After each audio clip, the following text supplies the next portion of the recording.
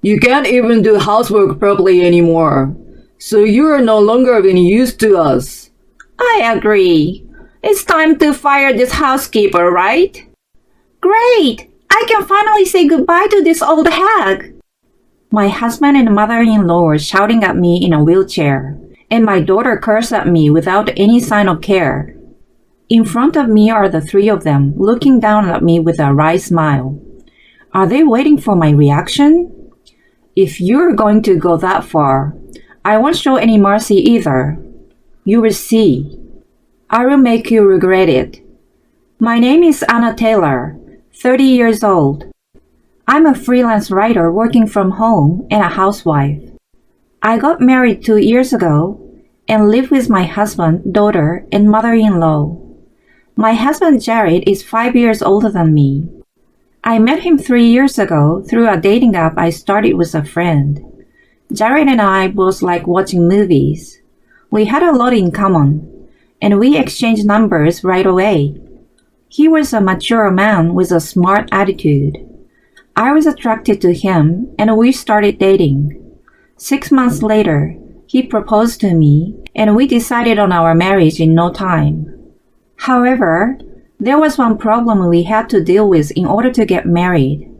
That was the existence of Maya. Maya and I are not related. She is a child between Jared and his ex-wife, and she was already 10 years old when we got married.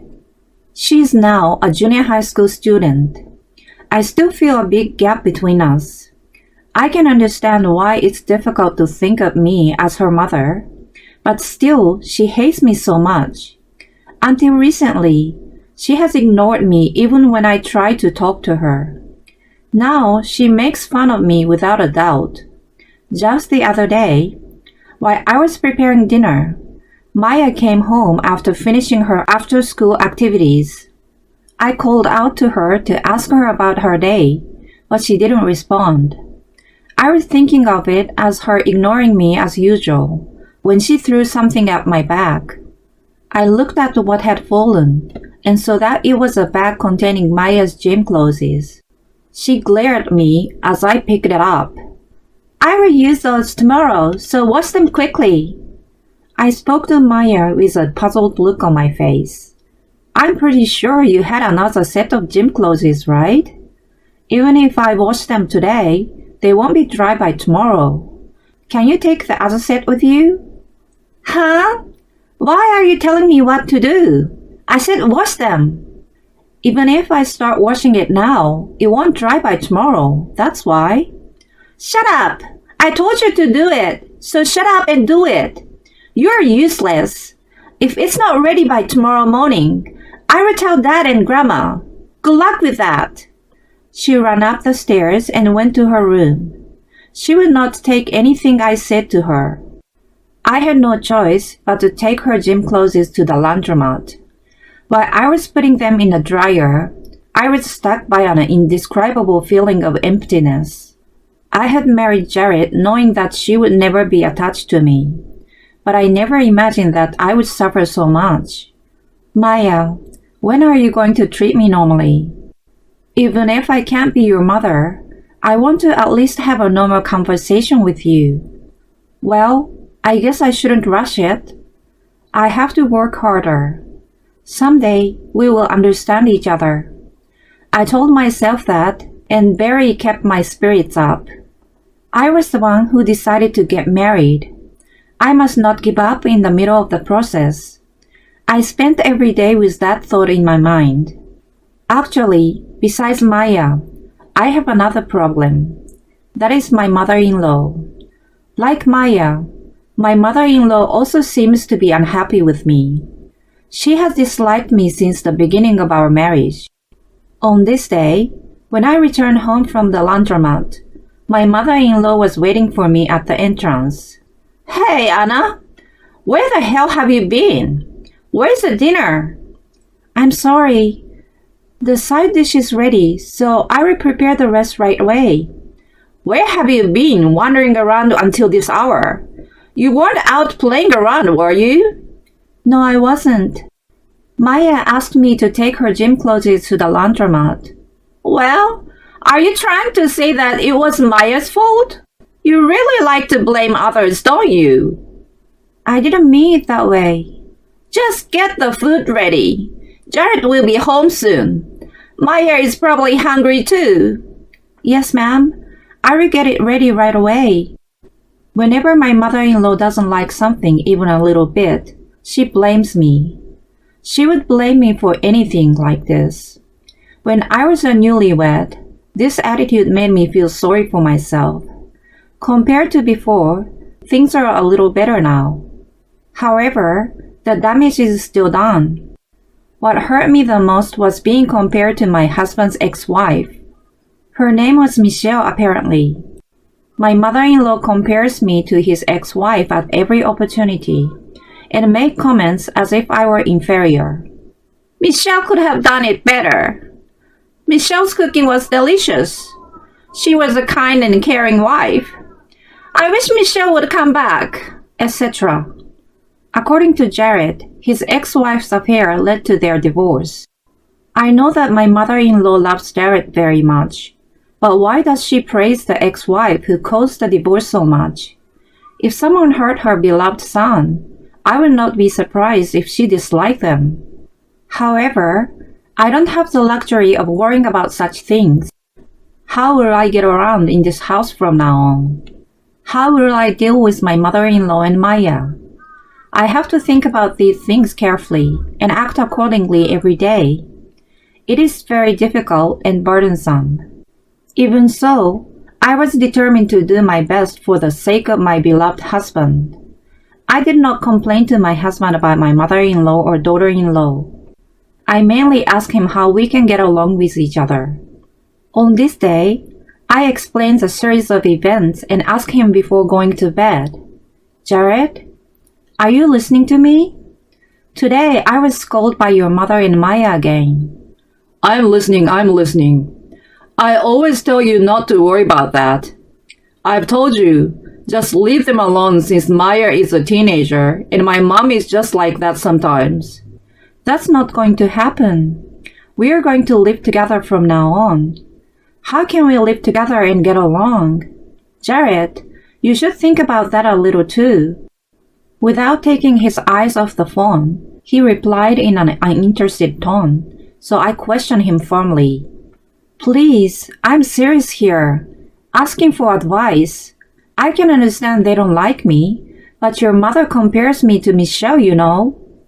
What? Michelle? She says that Michelle was a better wife than me. She's always telling me that. You should put yourself in my shoes a little bit. I really want to have a good relationship with my mother-in-law. Well, even if you say so, I'm sure it will turn out the way it's supposed to. Time will tell. That's just nonsense. Nonsense? I'm very serious. All you have to do is make an effort to be liked by my mother and Maya. Think about it and just do your best. My husband patted me on the shoulder, said good night, and pulled the covers over him. I wondered if he was really asleep or if he was just pretending. No matter how much I called out to him, he never responded. The next day, while I was preparing breakfast, Maya came down from her room. I hand her the gym clothes neatly folded and bagged as she prepares for school. Here you go, Maya. This is the gym clothes you asked me for yesterday. Maya, are you listening to me? These are from yesterday. Shut up! I can hear you. I'm ignoring you on purpose. Don't you understand? Ignore me? You could at least talk to me a little bit. What? You want me to say thank you or something? Huh? Maya sighed heavily and took the gym clothes from my hands. Then she said in an irritated tone, You're so annoying every time. You're acting like you're my mother. You shouldn't have married Dad in the first place. Oh, Maya, that's too much. So annoying. Why do you make me so irritated from the morning? You're really making me sick. She didn't touch the breakfast I had prepared, but ate the bread my mother-in-law had bought for herself. Then she thanked her grandma for the food and went off to school. I went to the door to see her off, but of course, I didn't even get a reply. I had no choice. I should eat the breakfast she left. But when I went to the living room, I found that the dishes that should have been there were gone. The dishes I had made had been dumped in the sink. What is this? Why? Then I heard a small giggle from behind me. There was my mother-in-law with a smile on her face. No way! Did you do this? Yes, because it looked so bad. Maya didn't seem to want it, so I threw it away for her. How can you be so terrible? Why did you do this? Terrible? It's your fault that you can only cook such bad food. It's all your fault. Why? No matter what I said back, my mother-in-law paid back double with her words. She kept attacking me one-sidedly. On top of it all off, she followed me to the grocery store. A few hours later, the worst happened to me. I was on my way home after finishing the shopping ordered by my mother-in-law. That was when I was involved in an accident. I was taken to the hospital by ambulance, but my right leg was left paralyzed. It became difficult for me to walk by myself. The doctor told me that I would have to live in a wheelchair for a while. Although my life was not in serious condition, I was hospitalized for a few days. The hospital must have contacted my family. Soon after, my husband, mother-in-law, and daughter-in-law came to visit me in my hospital room. I was sitting in my wheelchair, and all of them were lined up in front of me. Did they come to see me because they were worried? I was delighted and thanked them. All of you are here. Thank you so much for coming. Is your leg going to heal? My husband asked anxiously. I shook my head and answered without breaking my smile. The doctor said it might be better than it is now, but that it would be difficult for it to heal completely. It would be a little while before I can walk on my own. I see. Then I guess I don't have a choice. A choice? Thank you for everything, Anna. What, Jared? My husband looks down at me and gives a nasty smile. I was puzzled, not understanding what he meant by thank you. My husband, perhaps sensing something, started talking. Well, it was a short time, but I'm glad I married you. You did the housework without complaining. You also gave us a lot of money to live on. What are you talking about? Their mood had clearly changed. The corners of their mouths are up, but I sensed something frightening. It was that kind of expression. When I shrank in front of them, my husband, mother-in-law, and Maya, in that order, opened their mouths. You can't even do housework properly anymore, so you're no longer of any use to us. I agree. It's time to fire this housekeeper, right? Great! I can finally say goodbye to this old hag. My husband and mother-in-law were shouting at me in a wheelchair, and my daughter cursed at me without any sign of care. I was so shocked that my body stiffened and my legs trembled. My husband, looking down at me, finally gave me his final words. I married you and kept our marriage also that you could take care of the house. In other words, you are no longer of any use to me now that you are in a wheelchair. Oh no, does that mean? Divorce is what it is. Thank you for being my housekeeper all this time. As soon as you get out of the hospital, take your stuff and get out of our house. My husband took the divorce papers out of his bag and slammed them down in front of me. His part already filled in. Without waiting for my reply, they left the hospital room. The door to the room closed, and the sound of their footsteps and laughter faded away. At that moment, my heart was already filled with anger toward them. He never liked me from the beginning. He married me and used me to take care of his daughter. This is unforgivable. All three of them. I will never forgive them. I signed the divorce papers right then and there and called my mother.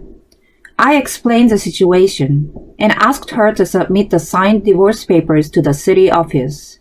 A few days later, I was safely discharged from the hospital and headed for my parents' house. I asked my parents to tell my in-laws that I had filed the divorce papers and to pack up my belongings. I returned straight to my parents' house. I would never see them again. I felt somewhat relieved and decided to start a new life. 5 years later, a familiar name Jared appeared on my phone. I had forgotten to block his number. I did not answer the call and deleted his information from my phone. The next day, my former family showed up at my parents' house. When they saw me, they knelt down on the ground. I was puzzled and wondered what was going on when Jared suddenly looked up and started, Help us! What? What do you mean so out of the blue?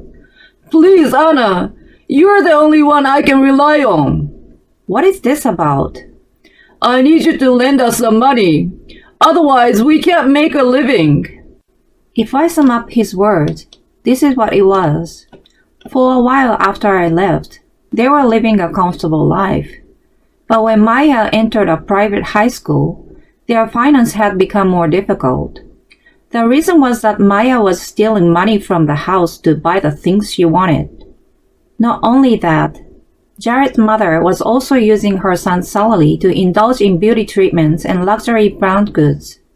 When their savings ran out, they began to borrow money. They were unable to repay their debts, and they were forced into a situation where they couldn't borrow any more money. The biggest issue right now was Maya's tuition. She couldn't keep up her grades, so they apparently have to pay high fees to keep her in school.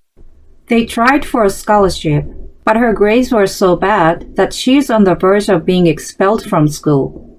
Jared rubbed his head against the ground with tears in his eyes as he finished telling me what had happened. Please, please. It's just as I said. You must have made a lot of money. So I'm begging you, please lend us some money, even if it's just a little. His mother and Maya followed as they begged together. I was deeply disgusted by them. 5 years ago, they kicked me out of the house after bullying me every day. Then they come back like nothing had happened when they're in need of money. I knew that I was still being used for their convenience. I was even getting angry. The next thing I knew, I had turned on the faucet at the front door and was spraying water at them.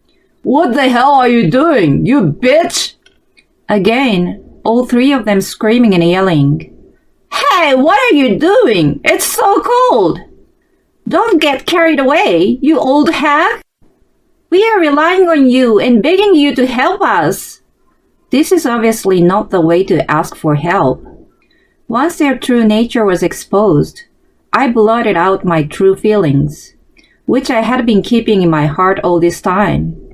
Relying on me? I never asked you to rely on me.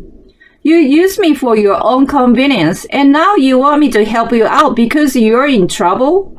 That's bullshit. How much more do you have to mock me? What? What the hell? How dare you talk to me like that? We are in so much trouble. I don't care. I don't care how much trouble you guys are in or whether you are starving to death. I don't give a shit. Rather, I'm glad you're in trouble. This is what you deserve.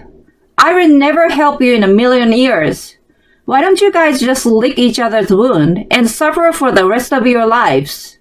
After I finished spraying water on them, I slammed the door as hard as I could. I locked the front door and physically cut them off. For a while after that, there was yapping and screaming in front of the house.